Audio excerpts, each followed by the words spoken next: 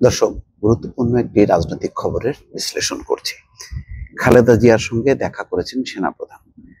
খুবই সাদামাটা সাধারণ একটি খবর পরিবেশন করা হয়েছে দলের পক্ষ থেকে, কিন্তু এর ভেতরে একটি গভীর রাজনৈতিক তাৎপর্য খুঁজে পাচ্ছেন রাজনৈতিক বিশ্লেষকরা। কি সেটা বলার আগে একটু ধৈর্য ধরে যে খবরটি যেভাবে পরিবেশন করা হয়েছে সেটি আগে শুনুন, তারপরে এর রাজনৈতিক মাজেজা কি, অন্তর্নিহিত কারণ কি থাকতে পারে, কি কি আলোচনা গভীর রাতে রাজনৈতিক মহলে ঘুরছে ফিরছে সেটি আলোকপাত করার চেষ্টা করি। বিএনপি চেয়ারপারসন খালেদা জিয়ার সঙ্গে দেখা করেছেন সেনাপ্রধান জেনারেল ওয়াকারুজ্জামান। বৃহস্পতিবার রাতে রাজধানীর গুলশানে বিএনপি চেয়ারপারসনের বাসভবনে বিএনপি নেত্রীর সঙ্গে দেখা করে তার স্বাস্থ্যের খোঁজ নেন সেনাপ্রধান। এ সময় সেনাপ্রধানের সঙ্গে ছিলেন তার স্ত্রী বেগম শাহনাজ কামালিকা রহমান। সেনাপ্রধান জেনারেল ওয়াকারুজ্জামান রাত 8:30টার দিকে বিএনপি চেয়ারপারসনের গুলশানের বাসভবনে যান। সেখানে তাকে স্বাগত জানান খালেদা জিয়ার নিরাপত্তা বিষয়ক উপদেষ্টা মেজর জেনারেল অবসরপ্রাপ্ত ফজলে এলাহি আকবর। বিএনপি চেয়ারপারসনের প্রেস উইং এর সদস্য সাইরুল কবির খান এক সংবাদ বিজ্ঞপ্তিতে এই সাক্ষাতের কথা জানিয়েছেন। ফজলে এলাহি আকবরের বরাত দিয়ে সাইরুল কবির খান জানান, রাত 8:30 থেকে প্রায় 40 মিনিট খালেদা জিয়ার সঙ্গে কথা বলেন সেনাপ্রধান এবং তার সহধর্মিণী। সাবেক প্রধানমন্ত্রী খালেদা জিয়া যেন দ্রুত সুস্থ হয়ে ওঠেন সেনাপ্রধান সেই দোয়া করেছেন।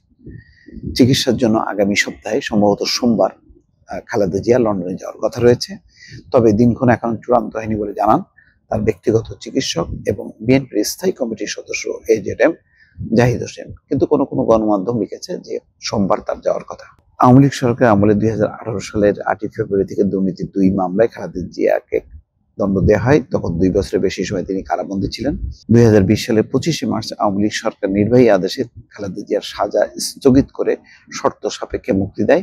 এরপর 6 মাস পর আবেদনের প্রেক্ষিতে তার সাজা স্থগিত করে মুক্তির মেয়াদ বাড়াচ্ছিল তৎকালীন সরকার। অসুস্থ খালেদা জিয়াকে বহুবার হাসপাতালে ভর্তি করা হয়েছে। দিনের পর দিন তাকে হাসপাতালে কাটাতে হয়েছে। আওয়ামী লীগ সরকার তাকে বিদেশে যাওয়ার অনুমতি দেয়নি। পরে দেশি বিদেশি চিকিৎসকদের তত্ত্বাবধানে তার অস্ত্রোপচার দেশেই করা হয়। ছাত্র জনতার অভ্যুত্থানে গত 5ই আগস্ট আওয়ামী লীগ সরকারের পতনের পরদিন 6ই আগস্ট খালেদা জিয়াকে নির্বাহী আদেশে মুক্তি দেওয়া হয়। 79 বছর বয়সী খালেদা জিয়া আর্থারাইটিস, হৃদরোগ, ফুসফুস, লিভার, কিডনি, ডায়াবেটিস সহ বিভিন্ন জটিলতায় ভুগছেন। দর্শক, এই হচ্ছে সিম্পল খবর। এখন কথা হলো সেনাপ্রধান দেখা করেছেন। এটি সাধারণভাবে যদি গণনা করেন যে বেগম খালেদা জিয়া তিনি শহীদ প্রেসিডেন্ট জিয়াউর রহমানের স্ত্রী, বিধবা স্ত্রী, সুতরাং সেনাবাহিনীর সঙ্গে বেগম খালেদা জিয়ার একটা সম্পৃক্ততা আছে। তিনি ওয়াকারুজ্জামান যেই বাহিনীর তিনি প্রধান, সেই বাহিনীরই প্রধান ছিলেন মরহুম জিয়াউর রহমান। ফলে তার বিধবা স্ত্রী তার সঙ্গে দেখা করতে যাবেন, এটি হচ্ছে সাধারণভাবে গণ্য করা যায় বা সাধারণভাবে এটি স্বাভাবিক হিসেবেই বিবেচনা করা যেতে পারে। কিন্তু বেগম খালেদা জিয়ার একটি রাজনৈতিক পরিচয় আছে, তিনি বিএনপির চেয়ারপারসন। সুতরাং এখন তিনি শুধু প্রয়াত প্রেসিডেন্ট জিয়াউর রহমানের সহধর্মিণী ছিলেন, এটাই তার বড় পরিচয় না। তার চেয়ে বড় পরিচয় তিনি বাংলাদেশ জাতীয়তাবাদী দলের চেয়ারম্যান এবং সাবেক প্রধানমন্ত্রী। তার মানে একটা তার রাজনৈতিক পরিচয় আছে। এখন তার কোনো সরকারি প্রোটোকল নেই বা সরকারি কোনো পদ পদবি নেই, কিন্তু তারপরও বেগম খালেদা জিয়াকে অত্যন্ত গুরুত্ব দেওয়া হচ্ছে রাষ্ট্রীয়ভাবে। সেনাপ্রধান এর আগে সেনাকুঞ্জে আমন্ত্রণ জানিয়েছিলেন সশস্ত্র বাহিনী দিবসের যেই অনুষ্ঠান, সেই অনুষ্ঠানে সেখানে কিন্তু বেগম খালেদা জিয়া উপস্থিত ছিলেন এবং নিশ্চয়ই দেখেছেন যে সেখানে অন্তর্বর্তী সরকারের প্রধান উপদেষ্টা ডক্টর মোহাম্মদ ইউনূসের সঙ্গে কথা বলেছেন, সেনাপ্রধানের সঙ্গে কথা বলেছেন, অনেক গণ্যমান্য ব্যক্তির সঙ্গে তিনি কথা বলেছেন, দেখা হয়েছে। এরপর তার বাসায় আসা এটি একটি নজিরবিহীন ঘটনা। যেহেতু বেগম খালেদা জিয়া এখন পদ পদবি হোল্ড করছেন না, তারপরও একজন বেসামরিক মানুষের সাথে সেনাপ্রধান, যিনি একেবারে একটা প্রোটোকল পরিবেষ্টিত অবস্থায় আছেন, তার সাক্ষাৎকারটা দেখা করতে আসাটা নিঃসন্দেহে একটি ব্যতিক্রমী এবং এর রাজনৈতিক একটা তাৎপর্য আছে। অনেকে বিশ্লেষণ করার চেষ্টা করছে। কি সেটা হচ্ছে এই যে এটা সহজভাবে ধরে নেওয়া যায় যে আগামী দিনে যদি নির্বাচন হয় 6 মাস 1 বছরের মধ্যে, নিঃসন্দেহে বিএনপি বিপুল সংখ্যাগরিষ্ঠতা নিয়ে সংসদে আসবে, তার মানে সরকার গঠন করবে। সেই সরকারের হয়তো প্রথম পর্যায়ে বেগম খালেদা জিয়া প্রধানমন্ত্রী হতে পারেন। ফলে একজন একেবারে সম্ভাব্য প্রধানমন্ত্রী, ভাবী প্রধানমন্ত্রী, তার সঙ্গে সাক্ষাৎ করতে আসা সেনাপ্রধানের এটি একটা দিক নির্দেশনা দেয় যে আগামীতে কে ক্ষমতায় আসছে।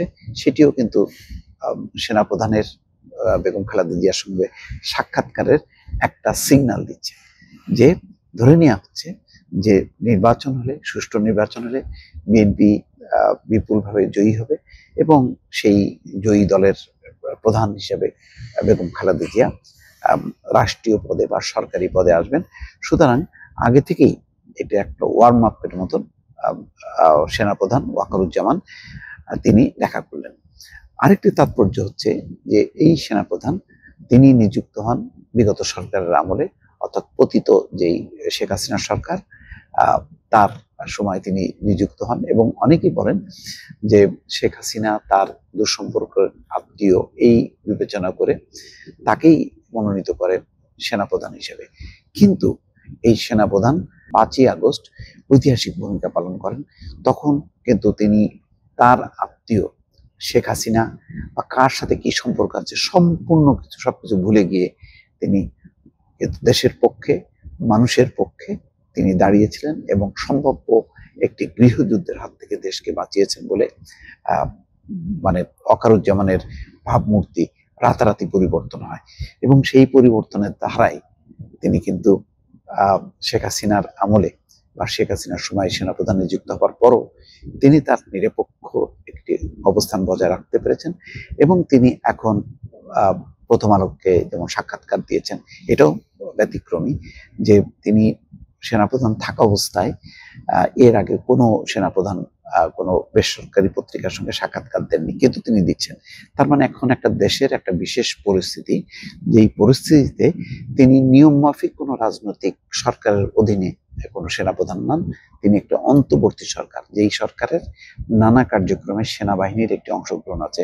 সুতরাং সেনাপ্রধানকে প্রচলিতভাবে আর যে তিনি একেবারে প্রোটোকলের মধ্যে থাকবেন, এর বাইরে কিছুই করতে পারবেন না, এটা নিশ্চয়ই বিবেচনা করা যায় না। বিশেষ করে 5ই আগস্ট রাজনৈতিক পট পরিবর্তনের পর সেনাপ্রধানও রাষ্ট্রের সরকারের একটা অংশ, সেই হিসেবে অন্যরা যেভাবে অ্যাক্ট করছেন তিনিও সেভাবে অ্যাক্ট করছেন। তাই তিনি সংবাদপত্রে যেমন সাক্ষাৎকার দিচ্ছেন, তেমনি বেগম খালেদা জিয়ার সঙ্গেও সাক্ষাৎ করলেন, তার সুস্থতা কামনা করেছেন এবং একই সঙ্গে একটি রাজনৈতিক দিক নির্দেশনা বা আগামীতে কি হতে যাচ্ছে সেটাও কিন্তু সেনাপ্রধানের এই সাক্ষাতের মধ্য দিয়ে পরিষ্কার হলো। দর্শক ভালো থাকবেন, আল্লাহ হাফেজ।